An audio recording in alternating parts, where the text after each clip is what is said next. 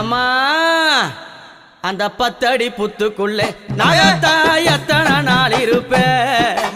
10 அடி புத்துக்குள்ளே நாகத்தா எத்தனை நாள் இருப்பேன்